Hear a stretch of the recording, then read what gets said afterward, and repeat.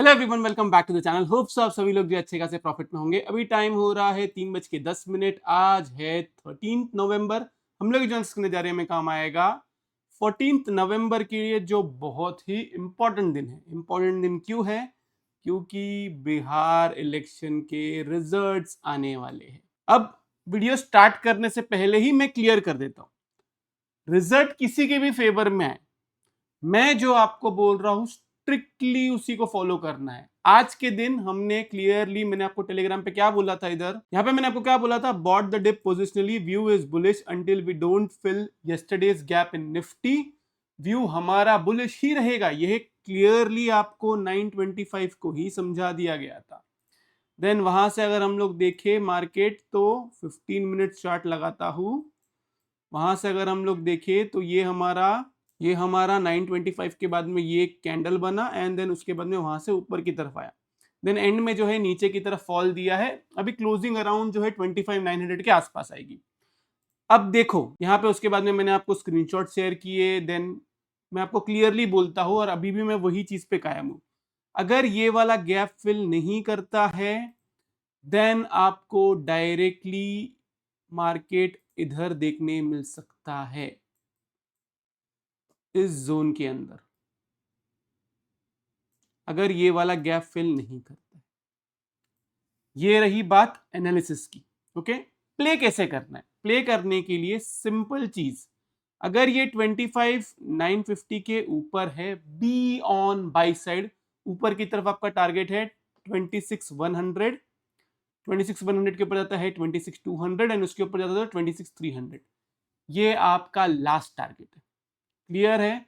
Further buying आप 26,300 के ऊपर ही करोगे। ये रही बात बाई साइड की। अब नहीं, इलेक्शंस के वजह से इलेक्शंस में कुछ ऊपर नीचे हो जाता है, उसके बाद में गैप फिल होता है, मार्केट नीचे की तरफ आता है।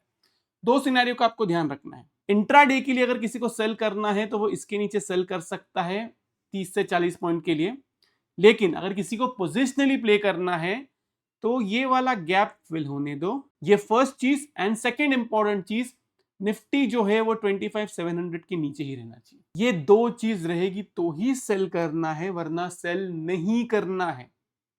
अब आज के दिन मुझे पता है बहुत सारे बेयर्स आके बोलेंगे कि अरे मार्केट जो है ऊपर की तरफ से गिर गया था, ये हो गया था, कोई न्यूज चिपका देंगे, डेटा के बारे में बात करेंगे।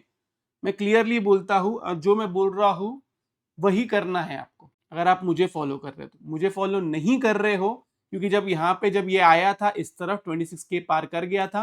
देखो मार्केट ना सबको ट्रैप करते करते ऊपर जाएगा, इसलिए मैं बोल रहा हूँ ना, सेम एक्सपायरी में प्ले नहीं करना है।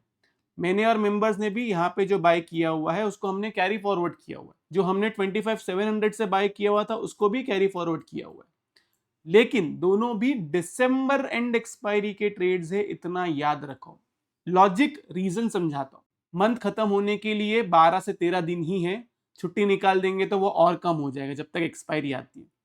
तो मैं नहीं चाहता हूं कि अगर कोई ऑप्शन बायर है मेरे इसमें तो वो अननेसेसरी उसका प्रीमियम डिके हो। अब समझो कल के दिन जो है गैप डाउन हो गया, मैं सोच रहा हूँ गैप अप होगा, मेरे हिसाब से गैप अप होना चाहिए कल या परसों में, मतलब नेक्स्ट 2 से 3 दिन में ना इसके ऊपर गैप अप होना चाहिए, अगर ये गैप फिल नहीं करता है तो। क्योंकि ये एक ब्रेकअवे गैप अप है, देन उसके बाद में एक रन अवे गैप अप बनना चाहिए, ये फिल नहीं करेगा तो। इतना ही स्टडी है, इसके अलावा कुछ नहीं है। गैप फिल करता है 25,700 के नीचे जाएगा, मैं खुद सेल करूंगा एंड फिर उसके बाद में मैं टारगेट पकड़ूंगा ये लो ब्रेक करने का, जो अभी के लिए मेरे को पॉसिबल नहीं लग रहा है, लेकिन स्टिल जो सच है वही मैं आपको बता रहा हूं, जो लॉजिक है, जो स्टडी है, उसके बेस पे। नहीं तो फिर मैक्सिमम ये क्या कर सकता है, यहां से ये ऐसे करके फिर यहां से ऊपर की तरफ जाएगा, जाना उसको ऊपर ही है, ये बात याद रखो।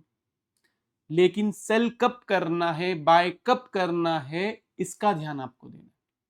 समझो इस बात को, ट्रेडिंग करना सबके बस की बात नहीं होती है। इतने दिन से बोल रहा हूं बाय करो बाय करो बाय करो, मुझे पता है ये हर बार होता है।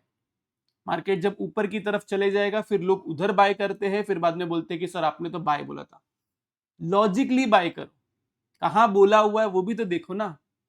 मैंने बुलिश पोजीशंस कैरी फॉरवर्ड किया हुआ है और स्ट्रेट फॉरवर्ड बोलता हूं, मैंने उनको एसएल दिया हुआ है कि अगर ये गैप फिलिंग होता है तो हमारा एसएल हिट हो जाएगा। ऊपर की तरफ टारगेट मैंने 26,300 पकड़ा हुआ है। हमने ये पूरा राइज जो है इसको कैप्चर किया हुआ है।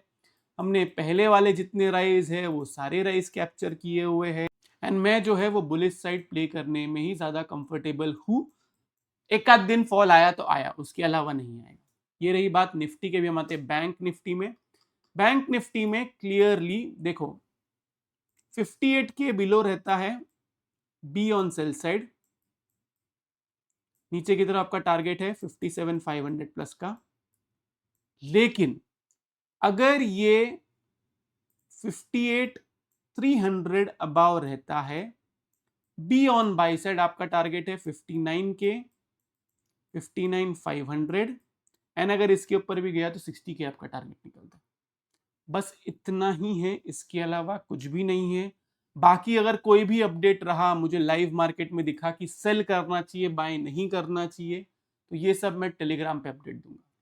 तो ये रहा मेरी तरफ से निफ्टी और बैंक निफ्टी का एनालिसिस। होप सो आप लोगों को वीडियो से बहुत कुछ सीखने मिला होगा। अगर आप लोग को वीडियो अच्छा लगे तो प्लीज वीडियो को लाइक कीजिए, नीचे कमेंट सेक्शन में कमेंट करके जरूर बताइए कि आपको वीडियो कैसा लगा।